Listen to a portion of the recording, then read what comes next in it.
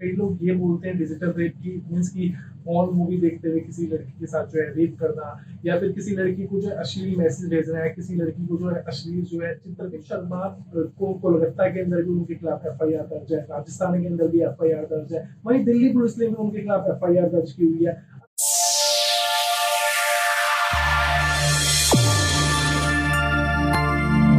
नमस्कार, मेरा नाम है शिवम चौहान और इस वक्त आप देख रहे हैं सरल भारत न्यूज।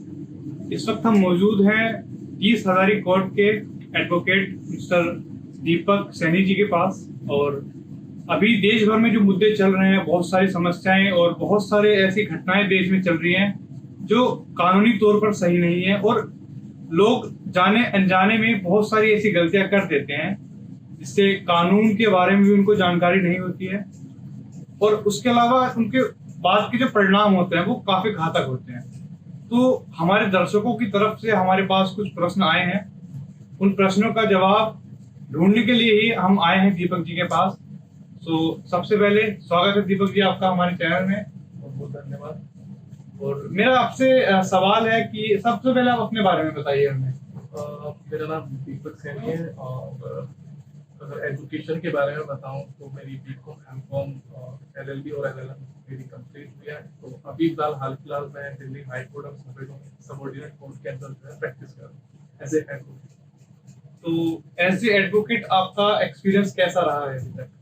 देखिए, एक्सपीरियंस की बात करें तो एक्सपीरियंस मेरा क्या, मुझे ऐसा लगता है जो भी एक यंग एडवोकेट जब एक एडवोकेट की दुनिया के अंदर कदम रखता है तो स्टार्टिंग में हर एडवोकेट जो है प्रॉब्लम फेस करता है, चाहे वो फेस जो है आपकी लिटिगेशन से रिलेटेड प्रॉब्लम हो, या फिर आपको कुछ चीजें ऐसी पता नहीं होती कोर्ट के बारे में।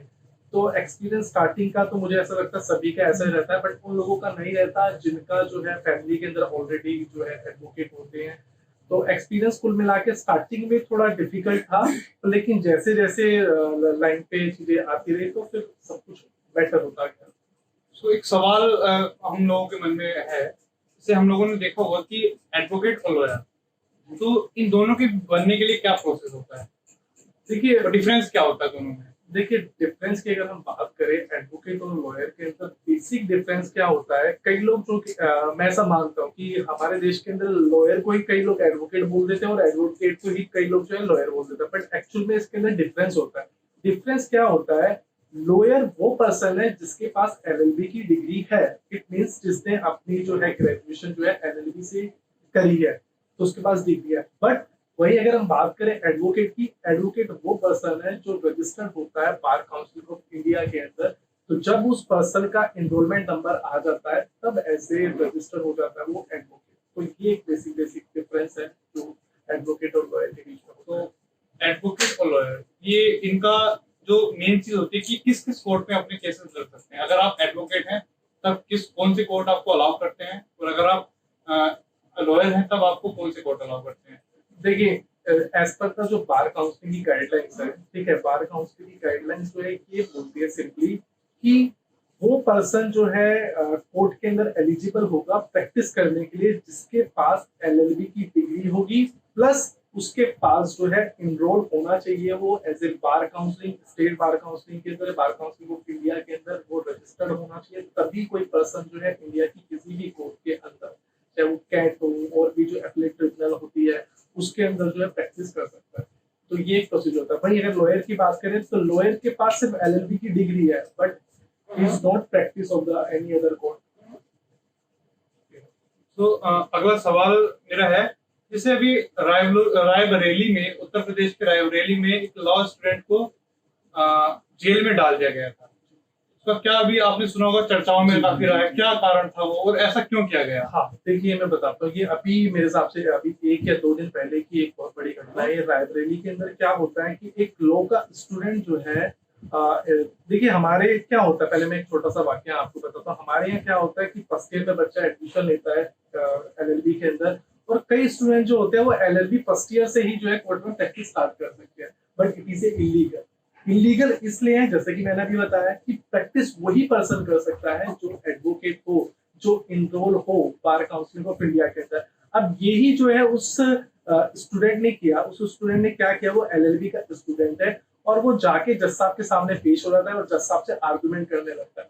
और फिर कहीं ना कहीं देखिए वो जज साहब है और उन्हें पता चल जाता है कि भाई कौन लॉयर है कौन नहीं है, तो जज साहब उससे क्वेश्चन पुट अप करते हैं कि आप अपना जो है एनरोलमेंट नंबर बताइए। आप उसे अपना एनरोलमेंट, जब वो एडवोकेट को तभी तो अपना एनरोलमेंट बता पाए। तो जज साहब ने उससे पूछा है एनरोलमेंट नंबर बताओ, वो नहीं बता पाए, तो फिर जज साहब ने जो है तुरंत जो है उसे जेल के अंदर भेज दिया क्योंकि ये इलीगल एक्टिविटी थी। इमेच्योरिटी भी उसमें दिखाई देती है। Definitely definitely. तो ये तो अभी एक बहुत सारी घटनाएं होती है साइबर क्राइम को लेकर के जी देश भर में। ये बेसिकली ये तो हुआ एक लॉयर और एडवोकेट के बीच की बात। जी लेकिन मुद्दा ये है कि जो साइबर क्राइम देश में फैला हुआ है, उस साइबर क्राइम को लेकर के देश भर में क्या कानून है और कैसे उन कानूनी तौर पर कैसे उन साइबर क्राइम से बचा जा सकता है, और अगर आपके साथ साइबर क्राइम हुआ भी है तब आप उससे कैसे निपट सकते हैं। देखिए मैं ऐसा मानता हूँ आज की डेट में एक ट्रेंडिंग में एक बड़ा जो क्राइम हो रहा है साइबर क्राइम की अगर हम बात करें, वो क्राइम हो रहा है सेक्सटॉर्शन। ठीक है, राइट। ठीक है। सेक्सटॉर्शन से कई लोगों को पता ही नहीं होता कि सेक्सटॉर्शन होता क्या है। तो देखिए मैं आपके चैनल के माध्यम से जितनी भी युवा मेरी पीढ़ी आपके चैनल के माध्यम से मेरी बात को सुन रही है, तो उनसे मेरा यही रिक्वेस्ट है कि पहले तो मैं आपको बताता हूँ सेक्सटॉर्शन होता क्या है cyber crime as per the cyber crime. देखिए सेक्सटॉर्शन का मतलब होता है जब हमारे पास फेसबुक या किसी भी ऐसा सोशल मीडिया किसी भी ऐसे प्लेटफॉर्म के ऊपर कोई अनचाही रिक्वेस्ट आती है, हम उसे एक्सेप्ट कर लेते हैं। हम ये भी नहीं देखते कि वो कौन है कौन नहीं, बट हम उसे एक्सेप्ट कर लेते हैं। अब देश के अंदर एक बहुत बड़ा गिरोह इस चीज को लेकर काम कर रहा है। वो करता क्या है कि आपसे रिक्वेस्ट भेजेगा फेसबुक पे जैसे आप रिक्वेस्ट आएगी आप उसे एक्सेप्ट कर लेंगे। वो किसी लड़की के नाम से हो सकती है, किसी लड़के के नाम से हो सकती है, XYZ। तो आप उसे एक्सेप्ट करेंगे, एक्सेप्ट करने के बाद वो आपसे जो है चैट करेगा। चैट के दौरान जो है वो आपसे अश्लील बातें करेगा। अश्लील बातों के साथ साथ वो जो है आपको पिक्चर्स भेजेगा, अपनी न्यूज पिक्चर भेजेगा और आपको जो है उकसाता है कि आप भी जो है न्यूड हो जाओ। तो देखिए इसके अंदर मैं अभी रिसेंटली एक ऐसा वाक्य भी आया था, उसके अंदर क्या था कि एक स्टूडेंट ऐसे फेसबुक पे चैट कर रहा था और सामने वाले ने उसे उकसाया कि आप न्यूड हो जाओ, मैं आपके साथ जो है वीडियो कॉल करना चाहती हूँ। लड़की थी, तो अब वो पर्सन जो है वो न्यूड हो जाता है और न्यूड होने के बाद वो पूरा बिल्कुल न्यूड था पर्सन, और सामने वाली जो भी लड़की थी उसने अपना फेस छिपाया हुआ था, नीचे का हिस्सा सब कुछ ओपन था। तो तुरंत ही इन्होंने जो है दूसरा जो इनके पास एक कैमरा होता है उससे जो है उस पर्सन की पूरी फेस समेत वीडियो बना ली, जिसके अंदर वो लेडी भी आ रही है। फिर उसके बाद क्या होता है कि वो जो है उससे पैसों की डिमांड करते हैं कि भैया आप जो है हमें 50,000 रुपए हमारे अकाउंट में ट्रांसफर करो या इतने हजार रुपए हमारे अकाउंट में ट्रांसफर करो। तो ये टोटली होता है सेक्सटॉर्शन। ठीक है, तो इसलिए मेरी सभी से मेरा निवेदन है जो भी आपके चैनल के माध्यम से देखते हैं, प्लीज आप अनचाही रिक्वेस्ट को एक्सेप्ट ना करें, क्योंकि आप जो है इस अपराध के अंदर आप जो है शामिल हो सकते हैं। आपकी वीडियो बना के जो है वो जो भी प्लेटफॉर्म है उसके ऊपर अपलोड कर देते हैं। तो ये जो पूरा होता है सारा कुछ होता है सेक्टोर्शन का, एक साजिश के तहत सारा कुछ किया जाता है। बिल्कुल बिल्कुल बिल्कुल। ये मतलब अभी न्यू के अंदर ही जो है एक ऐसा गिरोह पकड़ा गया था जो इस प्रकार के जो है काम करता था। तो बस मेरा निवेदन यही है कि प्लीज आप किसी भी ऐसी अनचाही रिक्वेस्ट से आप जो है पहले से कंफर्म करें कि वो आपका फ्रेंड है भी या नहीं है। तो प्लीज हो सके तो आप वीडियो कॉल वगैरह, अगर न्यू वीडियो कॉल के बारे में बोले तो आप न्यू वीडियो कॉल ना करें। तो इसके लिए देश में क्या कानून है सारी देखिए चीजों को कानून लेकर? की अगर मैं बात करूं तो देखिए साइबर क्राइम से रिलेटेड आप अगर आपके साथ अगर ऐसी घटना हो भी जाती है तो देखिए गृह मंत्रालय ने एक साइबर क्राइम पोर्टल बनाया हुआ है। आप तुरंत ही वहां जाकर जो है अपनी जो है कंप्लेंट रजिस्टर्ड कराइए। ठीक है, उस कंप्लेंट पे तुरंत एक्शन होता है। तो अगर ऐसी आपके पास कोई घटना हो रही है तो आप जो है तुरंत वहां जाकर जो है अपनी कंप्लेंट को रजिस्टर करें और नजदीकी थाने के अंदर भी आप जा सकते हैं। कानून में क्या रूल है? देखिए कानून की अगर जो भी रूल्स रेगुलेशन होते हैं, कई के अंदर 3 साल की सजा है, कई के अंदर जो है जुर्माना 1 लाख है। फिर वही जुर्माना अगर आपने दूसरी बार ऐसी घटना करी तो आपको जो है 5 साल की सजा और जुर्माने को जो है डबल किया जा सकता है। तो हर क्राइम की अलग अलग सजा होती सर देश में आजकल एक चीज बहुत सबसे ज्यादा चल रही है, वो है डिजिटल रेप। सर वो होता क्या है और उसके लिए सरकार की क्या प्रावधान है और कैसे उन सारी चीजों से बचा जा सकता है? है। देखिए हमारे लिए पहले ये जानना जरूरी हो जाता है कि डिजिटल रेप क्या है। देखिए हमारे समाज में जितना एज ए लॉयर मैंने जाना लोगों को, तो एक्चुअल में लोगों को डिजिटल रेप की डेफिनेशन तक नहीं पता। देखिए एज पर द लॉ जो भी हमारा साइबर क्राइम लॉ है वो क्या डेफिनेशन देता है डिजिटल रेप की। कई लोग ये बोलते हैं डिजिटल रेप की मीन्स की ऑन मूवी देखते हुए किसी लड़की के साथ जो है रेप करना, या फिर किसी लड़की को जो है अश्लील मैसेज भेजना है, किसी लड़की को जो है अश्लील जो है चित्र भेजना। तो ये डिजिटल रेप है, but it's not a digital rape. Digital rape क्या है कि डिजिट, आप वर्डों के ऊपर ध्यान दीजिएगा, digit, digital it mean digit, digit का मतलब होता है हिंदी के अंदर उंगली, ठीक है। तो डिजिटल रेप का यहाँ मतलब क्या हुआ, उंगली के द्वारा जब किसी लेडी के प्राइवेट पार्ट को छुआ जाता है तो उसे डिजिटल रेप बोला जाता है। और इसका एक अभी लेटेस्ट उदाहरण भी है, नोएडा के अंदर एक ऐसी घटना अभी आई अभी आपसे 10-15 दिन पहले, कि नोएडा के अंदर एक बुजुर्ग जो है एक बच्ची के साथ जो है ऐसे उसके प्राइवेट पार्ट को छू रहा था, तो जो है नोएडा पुलिस ने उस पर्सन को पकड़ा। तो डिजिटल रेप ये है कि जब आदमी जो है उंगली के माध्यम से, फिंगर के माध्यम से किसी के प्राइवेट पार्ट को छूता है, उसे डिजिटल रेप। सो इसके लिए प्रावधान क्या है, गवर्नमेंट ने इसके लिए क्या लॉज बनाए? देखिए, गवर्नमेंट ने इसके लिए प्रोविजन ये बनाया है जो as per the cyber law है, क्योंकि इस चीज को भी कहीं ना कहीं अगर देखें साइबर लॉ की अगर हम बात करें, ठीक है, तो पहले हमारे लिए ये जानना जरूरी हो जाता है कि साइबर लॉ और इस वाले रेप में डिफरेंस है। It's not a cyber crime, ठीक है, ये साइबर क्राइम नहीं है। ये जो है एक एक्चुअल में जो अभी जैसे अगर हम बात करें जो अभी 2014 के अंदर भी जो अमेंडमेंट किया गया, ठीक है, जो कानून को बड़ा अच्छे तरीके से बनाया गया, तो ये प्रोविजन क्या है, जैसे हम जैसे रेप की अगर हम बात करते हैं, रेप को लेकर जो भी हम सेक्शन लगाते हैं 376 हो गया हमारा सेक्शन, ठीक है, तो वही जो है सेक्शन इसके अंदर ऐड होता है। सो एक और जैसे होता है कि हमने हाल फिलहाल में हम लोग घटनाएं देख रहे हैं कि लोग ना एक पैसा लेकर भी सारी चीजें करते हैं, पैसों के लिए उनको मांग करने लगते हैं। तो इसके लिए क्या गवर्नमेंट उनको कैसे पकड़ पाती है या क्या लॉज है?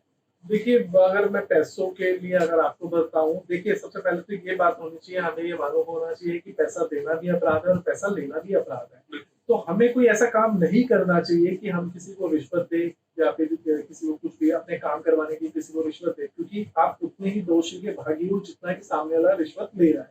तो मेरा निवेदन है कि अपने काम आप अपने खुद ही तरीके से कराएं। सरकार ने एक सिस्टम बना हुआ है, एक प्रोसेस बना हुआ है, उस प्रोसेस के माध्यम से अगर आप किसी काम को करोगे तो मुझे नहीं लगता कोई आपका काम बना होगा, वो काम जरूर डेफिनेटली होगा अगर आप उसे लीगली तरीके से करें। एक और प्रश्न है, प्रश्न ये कि हम लोग आजकल देखते हैं समाज में कि समाज में महिलाओं की प्रति रेप, मतलब महिलाओं के साथ रेप हो रहा है, ऐसी घटनाएं बहुत आती हैं। लेकिन कहीं ना कहीं समाज में ऐसी भी होगा कि पुरुषों के साथ भी रेप हो रहे हैं या फिर घरेलू हिंसा इस टाइप का कुछ पुरुषों के साथ हो रहा हो, तो उसके लिए गवर्नमेंट में क्या लॉज हैं और कैसे उससे बचा जा सकता है? देखिए, आपने बड़ा अच्छा प्रश्न पूछा, मुझे मुझे भी आपने ये प्रश्न पूछा, मुझे बड़ा अच्छा लगा, क्योंकि ये प्रश्न क्या है, बहुत जरूरी है आज के जमाने में पूछना। क्योंकि हमारे इंडिया के अंदर जितने भी लोग बने हुए हैं, चाहे वो डोमेस्टिक वायलेंस को लेके बना हो, ठीक है, चाहे चाइल्ड को लेकर बना हो, ठीक है, अभी जैसे 2013 के अंदर प्रावधान किया कि भाई 12 साल से बच्ची के साथ अगर आप रेप करेंगे तो उसमें मृत्यु दंड भी दिया जा सकता है। तो ऐसे जो प्रावधान बनाए गए हैं हमारे देश में, वो टोटली जो है महिलाओं के लिए बनाया गया। पर आपका प्रश्न बड़ा लाजमी है कि आपने पुरुषों के बारे में बात करी, तो देखिए मुझे जानकारी है, ऐसा कोई भी प्रोविजन आज तक मेरे हिसाब से अगर पुरुष के साथ, क्योंकि देखिए कई लोगों को लगता है सिर्फ लड़की के साथ ही रेप होता है, बट नहीं, पुरुषों के साथ भी रेप होता है, बट ऐसा कोई प्रोविजन हमारे इसके अंदर नहीं है। वही अगर मैं बात करूं, हमारे यहाँ तो आईपीसी के अंदर एक प्रोविजन था सेक्शन 377 जिसे हम बोलते हैं, उसके अंदर क्या है, अगर दो कोई मेल टू मेल या फीमेल टू फीमेल या क्वींस या ट्रांसजेंडर जो भी है, अगर वो इट मींस अगर वो कमरे में रहकर कुछ जो है सेक्स करते हैं, कुछ भी ऐसे काम करते हैं, तो उसे अपराध माना जाता था। पर ये माननीय जो कोर्ट का बड़ा ही अच्छा निर्णय आया था जिस सिंह के मामले के अंदर, जिसके अंदर ये बात कही गई थी कि अब 377 जो है, अगर आप बंद कमरे के अंदर 2 मेल या फिर 2 फीमेल, ठीक है, या फिर जो क्वींस होते हैं, ट्रांसजेंडर होते हैं, लेस्बियन होते हैं, अगर वो कुछ ऐसा संभोग करते हैं कमरे के अंदर, अब जो है वो लीगली हो गई है, अब जो है पर्सन को आजादी मिल गई है। और अभी देखिए, कल की मैं आपको एक बात बताता हूँ, कोलकाता के अंदर एक गे कपल ने शादी भी कर लिया। तो शायद मुझे लगता है हमारा समाज धीरे धीरे बदल रहा है, ठीक है, कई लोगों को लगता है कि ये चीज नहीं होनी चाहिए। अब देखिए, जो कुदरत ने अगर किसी पर्सन को ऐसा बना दिया, तो देखिए हम अगर लॉ की बात करें तो हम नेचुरल जस्टिस की बात करते हैं, तो नेचुरल जस्टिस यही बोलता है कि सबको समान अवसर मिलना चाहिए। अगर कुदरत ने अगर उसे इस प्रकार का बनाया है, तो बिग थिंग कि हमें जो है ये सोचना चाहिए कि उनके लिए भी थोड़ा हमें बनाना चाहिए। और वही बात, आपको जो प्रश्न था कि भाई जो पुरुषों के साथ अत्याचार हो रहा है, तो इसकी आए दिन डिमांड होती रहती है कि हम पुरुष आयोग बनाएंगे। बट मेरा निवेदन है सरकार से भी कि भाई इसको लेकर भी, पुरुषों के हितों को लेकर भी कोई एक ऐसा कानून बनाए। एक और चर्चाओं में सर एक विषय रहता है विषय ये है कि जैसे महिलाओं के साथ ये सारी चीजें हो जाती हैं, लेकिन पुरुष अपनी जो बात है वो किसके सामने रखी है? महिलाओं को के लिए पूरा एक आयोग है, वहां पे बात कर सकते हैं वो, ठीक है। या फिर उनके लिए एक पूरा महिला के लिए एक पूरा बना हुआ है कि भाई आप महिला के साथ या फिर अपने घरेलू में भी बात कर सकती है, लेकिन पुरुषों के साथ इसमें बात करने में समस्या होती है। नहीं और लोग विश्वास करने में थोड़ा सा हिचकिचाते हैं कि पुरुष के साथ भी ऐसा हो सकता है। नहीं, आपने बहुत बढ़िया बात कही कि ये एक बहुत बड़ा सच है कि पुरुषों के लिए ऐसा कोई भी संस्थान नहीं बना हुआ है, सरकार की ओर से ऐसा कुछ भी ऐसा प्रोग्राम नहीं किया हुआ है। बस इसके अंदर सिंपली एक प्रोविजन है कि अगर किसी पुरुष के साथ ऐसी घटना होती है तो आप जाकर जो है पुलिस के अंदर कंप्लेंट दर्ज कराएं। बट जो प्रोविजन महिलाओं के लिए दिए गए हैं वैसा प्रोविजन हमारे पुरुषों के लिए नहीं दिया गया है। तो वही मैंने जैसा कि कहा कि मेरा निवेदन भी है सरकार से, आपके चैनल के माध्यम से सरकार अधिकारियों को, कि आप पुरुषों के लिए भी कोई ऐसा एक आयोग बनाए जिसमें पुरुष जो है अपनी बात रख सके। क्योंकि देखिए जरूरी नहीं है कि भाई रेप जो है महिलाओं के साथ होता है, रेप पुरुषों के साथ भी होता है, चाहे वो मेंटली डिस्टर्ब हो, चाहे वो किसी भी शारीरिक माध्यम से हो। तो इसके लिए प्रोविजन तो जरूर रहना चाहिए, मैं भी ऐसा मानता हूँ।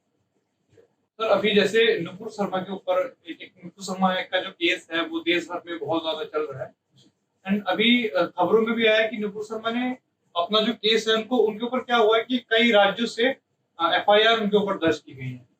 तो उन्होंने अभी सुप्रीम कोर्ट वो गई थी कि अपनी जो एफआईआर है, अपने जो केसेस हैं, उन केसेस को एक उच्चतम दिल्ली के उच्च न्यायालय में ट्रांसफर करवाने के लिए, लेकिन सुप्रीम कोर्ट ने उन पर फटकार लगाई।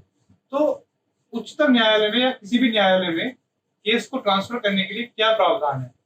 देखिए आपने बड़ा ही अच्छा प्रश्न उठाया।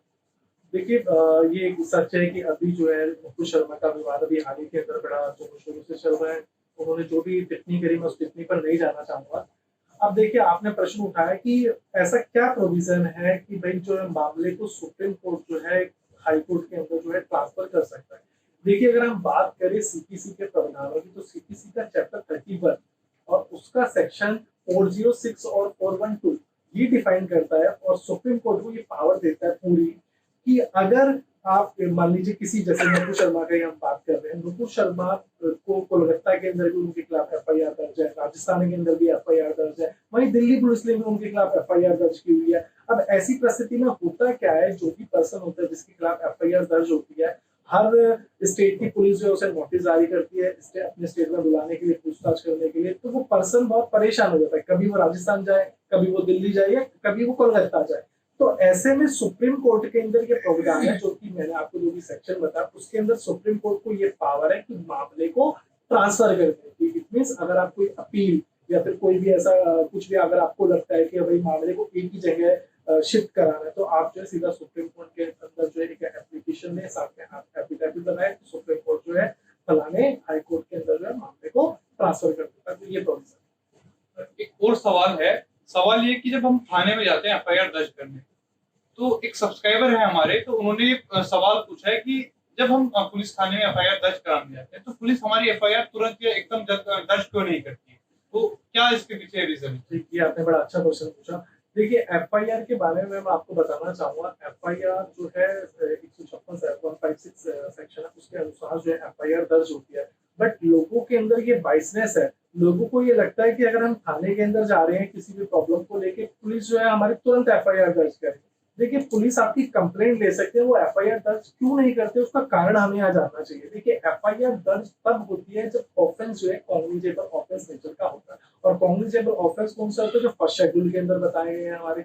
तो हमेशा अब मान ली फॉर एग्जाम्पल के लिए आप मान लीजिए कि आपस में आपको गाली गलौज हो गया या कुछ हो गया आपका, अगर आप चाहो कि भाई पुलिस जो है एफआईआर दर्ज करे, ठीक है, या फिर आप कई लोग तो मैंने ऐसे भी देखे प्रॉपर्टी डिस्प्यूट को लेके भी भाई वो वहां चले जाते हैं, भाई आपस में उनकी प्रॉपर्टी को लेके डिस्प्यूट हुआ तो भाई थाने के अंदर जा रहे हैं हमारी एफआईआर दर्ज करो। एफआईआर हमेशा दर्ज होके जो गंभीर प्रकृति के अपराध होते हैं उनको लेकर एफआईआर दर्ज होती है। अब मान लीजिए इसके अंदर मैं एक चीज और ऐड करना चाहूंगा, मान लीजिए कोई ऐसा गंभीर प्रकृति का अपराध है जिसके अंदर भाई लगता है कि एफआईआर दर्ज हो रही है, बट पुलिस जो है एफआईआर दर्ज नहीं कर रही है, तो एक इसके अंदर मैं ऐड करना चाहूंगा। अब ऐसी परिस्थिति में क्या करना चाहिए, देखिए इसके अंदर 156 सबसेक्शन 2 ये बोलता है कि अगर पुलिस जो है आपका कॉग्निजेबल ऑफेंस नेचर होने के बाद भी अगर आपकी एफआईआर को दर्ज नहीं कर रही है, तो आप जो है अपने नजदीक के जो भी डीसीपी है वहां जाकर आप जो है एक एप्लीकेशन मूव करें, वहां उन्हें एप्लीकेशन दीजिए और वो जो है डायरेक्शन करेंगे, जो भी कंसर्न एसएचओ होगा, आईओ होगा, उन्हें कंसर्न करेंगे भाई आप इनकी एफआईआर दर्ज करो। और मान लीजिए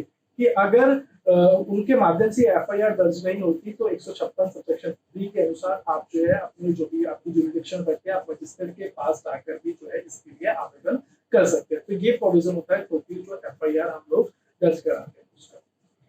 जैसा भी तमाम जानकारी सर आपने दी हमारे दर्शकों को, और मैं उम्मीद करता हूं कि वो सभी जानकारियां भविष्य में आपके काम भी आएंगी।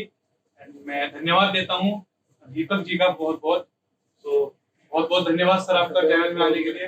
मैं भी आप लोगों को धन्यवाद देता हूँ कि आपका चैनल जो है इतना बड़ा इनिशिएटिव ले रहा है। दर्शक जो भी आपके सब्सक्राइबर है, जो भी आपके चैनल के माध्यम से इस वीडियो को देख रहे हैं, ठीक है, और बहुत कम लोग जो है ऐसा करते हैं, तो मैं भी आपको बहुत धन्यवाद देना चाहूंगा कि आपने जो जिम्मा उठाया लोगों को अवेयर करना। Thank you so much.